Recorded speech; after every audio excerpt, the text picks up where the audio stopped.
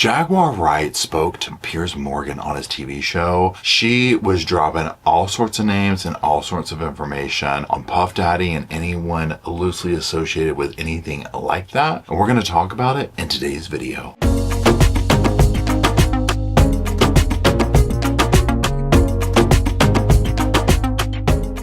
Hello, Sofa Squad, and welcome back to the sofa.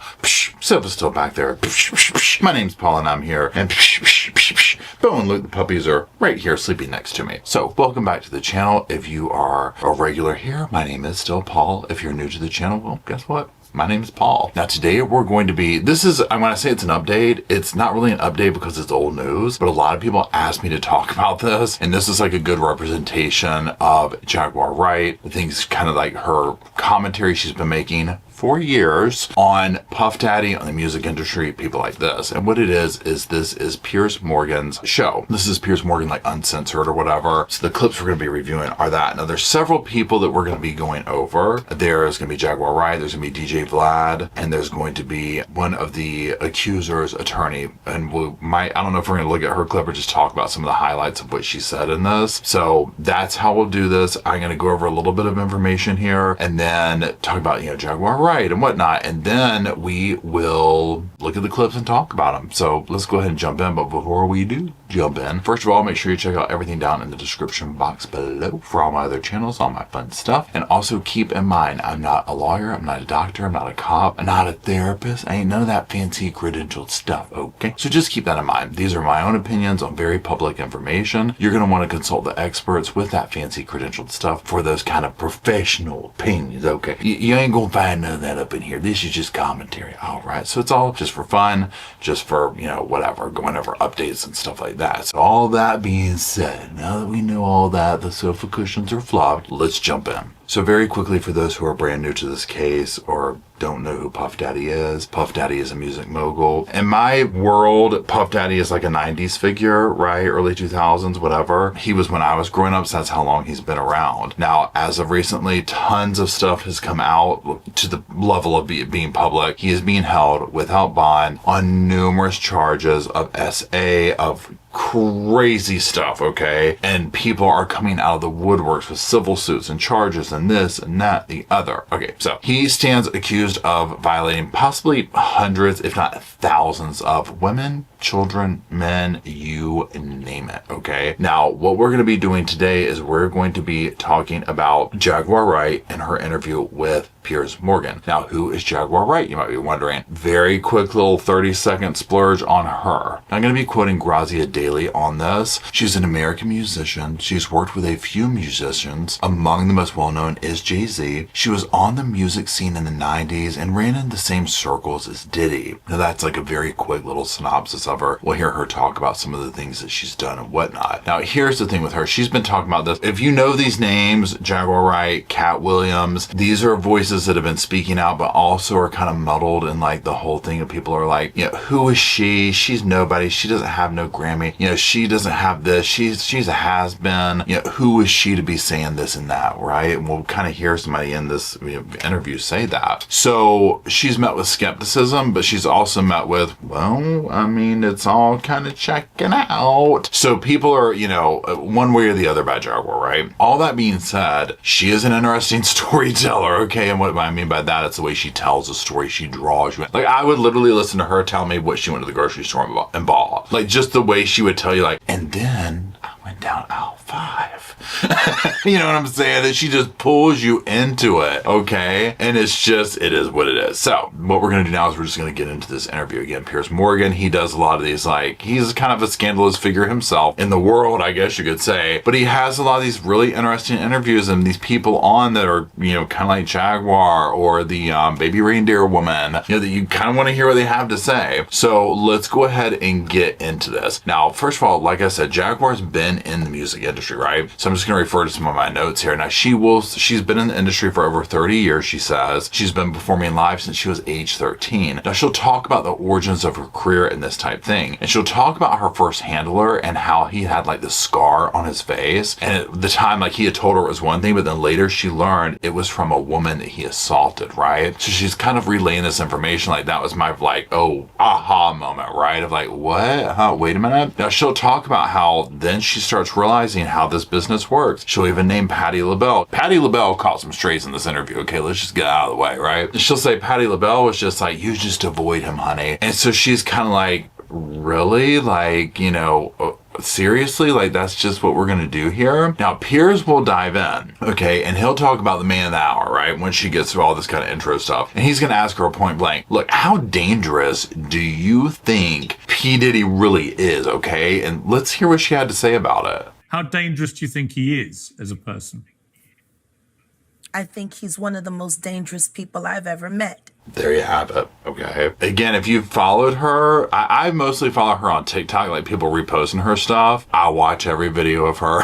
Period. End of story. You'll see by the end of this, where she's just a captivating, you know, talker or whatever. And Jaguar also brings up the fact that people question her story, and that people are like, well, look, there's no documented evidence of this. There's no pictures of her ever at his house or doing this or doing that. And this is what she has to say about that. I'm smarter than Claudia Jordan. I would never take a picture with the devil. She told us, right?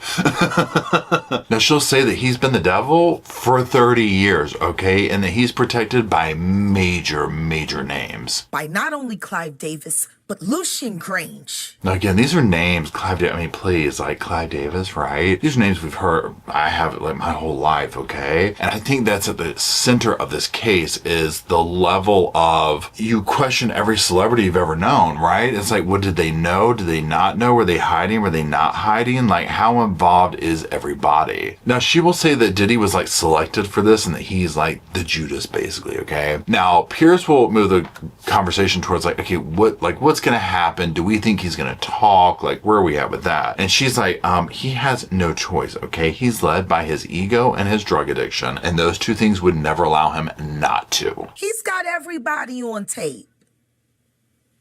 They all know it. Numerous names, numerous people. A lot of people are very nervous, and behind the scenes, probably a lot of major names are doing payouts to accusers and whatnot just to keep their name out of the press. Now, then Piers will move the conversation, the interview, into some of like the more like cheap and tawdry stuff, and he's like trying to find out like how these parties work, how's this work. And Jaguar will say, you know what? Like, I'm gonna give you not my firsthand experience with them, but like, you know, knowledge of what I have. And she'll admit, you know what? Before I got my record deal, I used to be an S worker. I was a dominatrix, and this is how I know what goes on in this world. Let's hear what she says about it. That's how I know how the dark world and the sex world and the entertainment world run hand in hand. Now, if this is true here, again, I mean, I don't know Jaguar, obviously, right? If this is true and she has this inner workings, oh yeah, this is one of the ways where I'm like, oh, she would 100% know a lot of behind the scenes information, in my opinion, if she had this viewpoint from that. Now, she'll then reference a very popular movie, Blink Twice, and say it's a very important film. Now, if you're unfamiliar with Blink Twice, first of all, I have my movie review channel. I did a movie review on there. Shameless plug. It's down in the description. But literally when this came out, to me, when I first saw it, I was like, oh, this is like an Epstein thing. But now seeing where this is, to me, this is 100% probably the closest we're going to see a reenactment to P. Diddy, okay? Very similar, very creepy, very scary. It's an amazing movie, but now in the context of what's come out, definitely need to watch it, right? It's just wild. So, that being said, then Jaguar will drop a major bombshell. I have my own tapes. I've seen what they do.